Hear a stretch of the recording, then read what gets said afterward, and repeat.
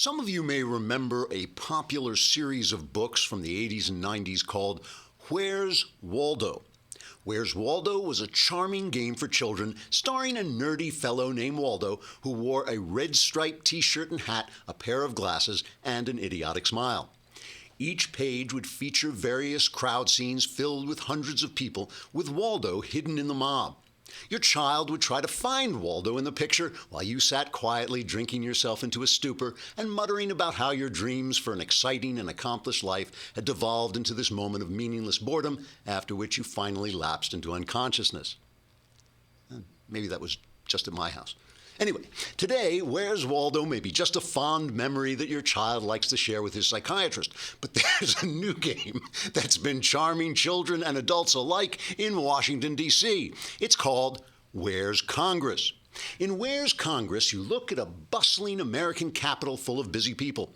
The White House is jam-packed with new appointees drafting orders to cut back on regulations and limit the power of bureaucracies, as well as advisors and diplomats reasserting America's presence in the world. The press room is filled with hard-working journalists, busy, making up lies about people they don't agree with and interviewing each other as anonymous sources in order to spread stories about Russian conspiracies while simultaneously acting shocked when they're called biased, dishonest, and corrupt. But where's Congress? Whatever happened to those lovable nerds with their striped ties and glasses and idiotic smiles who promised they were going to do all sorts of wonderful things just as soon as they got a Republican president to sign their bills for them? Remember how they said they were going to cut taxes? Where's Congress? I can't find them anywhere in the Washington crowd. Remember how they passed all those fabulous bills repealing Obamacare during the Obama administration when they knew the bills would be vetoed, so they had no responsibility for any actual results? Where's Congress now? As hard as I look, I don't see them. Every so often, if you stand very still and listen very hard, you can hear a tiny voice that sounds a little like Paul Ryan saying, Obamacare is collapsing. Obamacare is a disaster. Obamacare is going to be repealed. But where's Congress to actually pass the bill to repeal it? I bet you could stare at the picture of Washington, D.C. for hours and hours and still not come up with an answer. Boy, this is a fun game, isn't it?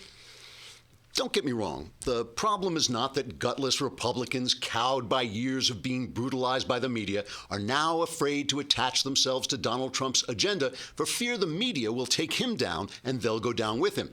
No, if that were true, Congress would be hiding under a table, trembling in yellow terror. Hey, wait, that's where they are. I guess I win the game. Trigger warning, I'm Andrew Klavan, and this is The Andrew Klavan Show. I feel hunky-dunky, life is tickety-boo. Birds are winging, also singing hunky-dunky-doo. Ship-shaped, ipsy-topsy, the world is zippity-zing. It's a wonderful day, hurrah, hooray! It makes me want to sing. Oh, hurrah, hooray! Oh, hooray, hurrah! Yes, it's the Andrew Klavan Show, where democracy dies in darkness.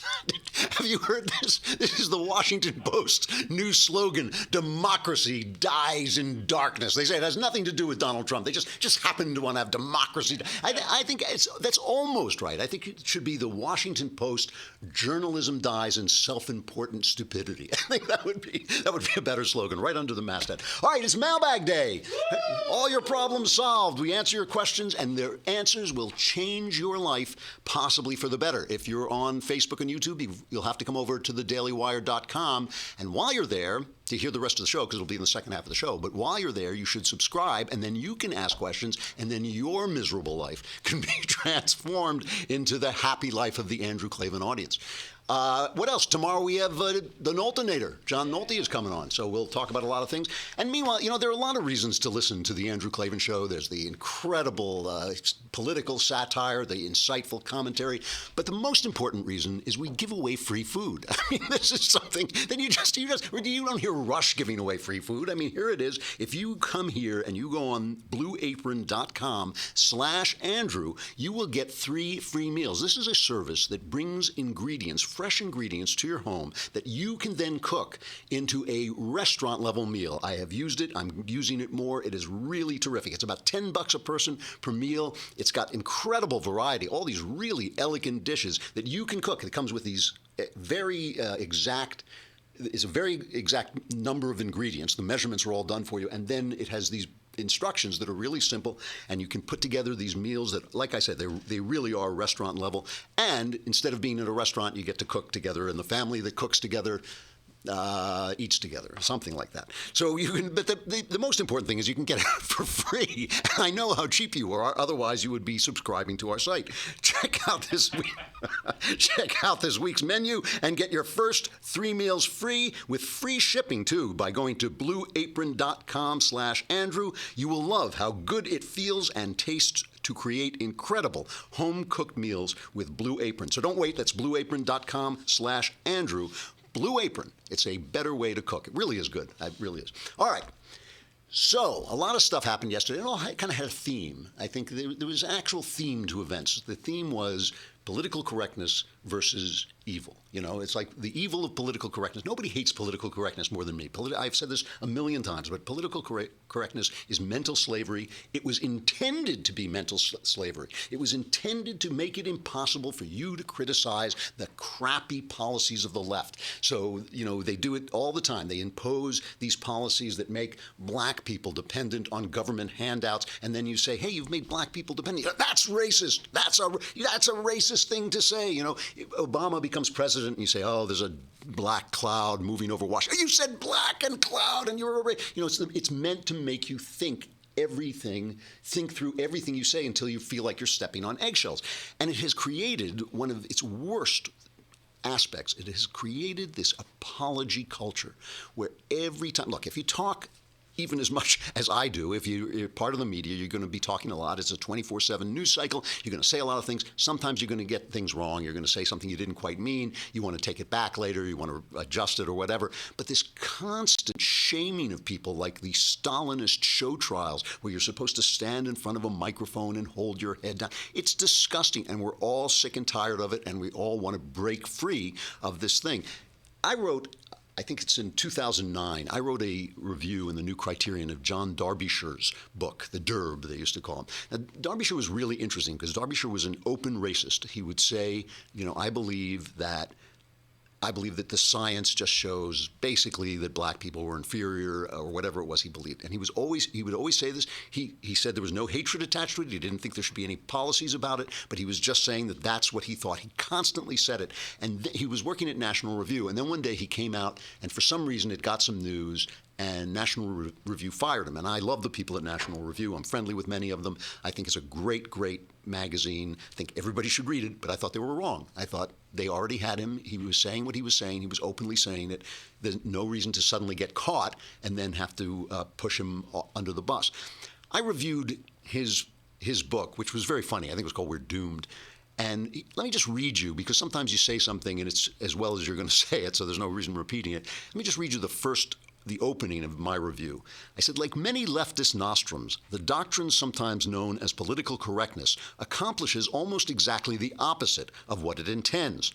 The general PC idea is that there is some effective virtue in believing that what is fair is also true. If it seems good to us that all races should be of equal gifts and capabilities, or that any disparity in competencies between the sexes is the result of societal influences rather than genetics, well then, we have only to close our lying eyes and think it so, and so it will someday be. Anyone who allows any expression of doubt or disagreement to cross his mind or pass his lips must be shamed into silence. The shame and silence themselves become instruments of the social change that will ultimately make the wished-for truth the truth indeed. Yet rather than make the world less racist or sexist, political correctness only really serves to lend to both racism and sexism a glamour of individualism and honesty. So thrilled are we when PC's tyrannical authority over our consciences is challenged by some direct expression of observation, common sense, or just good old-fashioned prejudice that we are startled into laughter. It's as delightful as watching a nun sit on a fifth grader's tack. So you can see immediately the moral hazard, right, that occurs when people suppress something. I think it was Coleridge said of Hamlet, "What's suppressed comes back double." This is it's also Freudian, the idea that the suppressed comes back with a vengeance. Anything that's suppressed comes back with a vengeance. And that is part of the problem, the moral hazard that we're facing now. You know, the thing about the left is the left sometimes seeds the field, but they also always leave landmines in the ground for you to blow yourself up on, right? And they have this valley of lies that they live in, and then when they are chased off the valley of lies, they leave little landmines so that you blow yourself up. Look, I've said this repeatedly. I will say it again. Bigotry is evil. I think racism is evil. Doesn't mean there's no difference between the races. It doesn't matter. This is God's world. He made it. You know, we are instructed to love one another. You know, but it's not racist, for instance. It's not racist to say there are a lot of Jews in Hollywood any more than it's racist to say a lot of blacks play basketball. You know, good for them. You know, there's an old joke in, how does it go? In heaven, the Germans are the philosophers, the French are the lovers, and the British are the police. In hell, the British are the lovers, the French are the philosophers, and the Germans are the police. You know, there's a lot of different versions of that, but different cultures create different levels of expertise. Possibly there's a genetic component in there too. I don't know. And it means that when criminals turn up, because they will turn up in every race, they turn up in those areas. You know, you'll probably find a Jewish criminal being like Bernie Madoff before you find one mugging you on a dark street. You know, it's just where the cultures have led people to go. But they're going to be good people and bad people, and they will partake of that culture and that narrative. That's the way it goes. That's not bigoted to say those things. But the problem is the moral hazard, right? The problem is that if you are suppressed in these honest expressions of observation, like there are a lot of Jews in Hollywood, that ultimately it becomes glamorous to attack people for being Jewish. It becomes glamorous just to dislike people, you know, which is insane. First, just as a side note, it makes you unhappy. I know people who are racist think they're gaining some kind of power, but it really makes you miserable over time because it's a horrible way to live. I mean, really, it is a horrible way to live. And if you can't tell the difference between making an occasional funny racial joke or, you know, making racial observations, and really unleashing hate on people and hurting people, then it's easy. Simply walk into the bathroom, look in the mirror, and slap yourself in the face because you're an idiot. You know, and I mean, you need to teach yourself the difference between being hateful and being honest. But the thing is, the moral hazards that we're facing now are twofold. One is this idea that the enemy of my enemy is my friend. Ben wrote a really great piece for National Review. I think it's also on the Daily Wire thing. He wrote a really good piece about that. Jonah Goldberg wrote an excellent piece about it in the LA Times. That the enemy of my enemy is my friend is a utilitarian statement. It is true as a utilitarian statement. If you have to defeat the Nazis, nothing wrong with teaming up with the Soviet Union. It is, you know, to defeat the Nazis, of course. It is not a moral statement. That doesn't make the Soviet Union good people. It doesn't make the Soviet Union philosophy good. Soviet Union was one of the great cancers on the 20th century, a century riddled with cancers.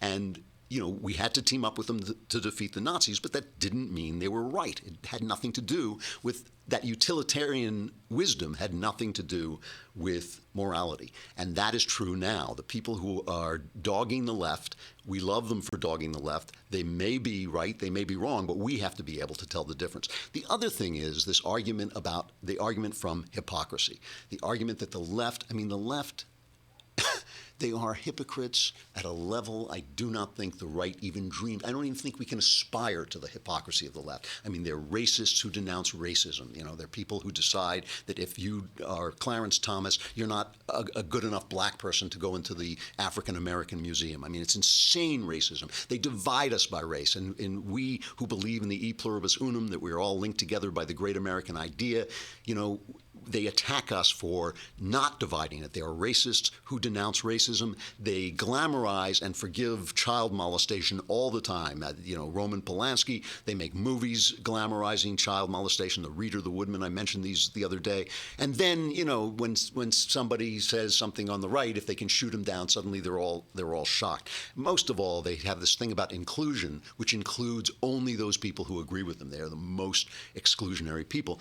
But this is why I despise them, right? So the argument that, well, they do it, so we can do it, and not so much. It has a little bit of that validity. I'll grant us a little bit of validity. I'm not going to apologize for every piece of hypocrisy on the right or every piece of everything that they condemn. I'm not going to apologize for anything, basically. But I'm not going to use that as an argument to defend my positions. My positions. We have to know what we believe. We have to defend our positions from that. So let's look at all of this at work. I mean, it was really brilliantly illustrated in the news yesterday.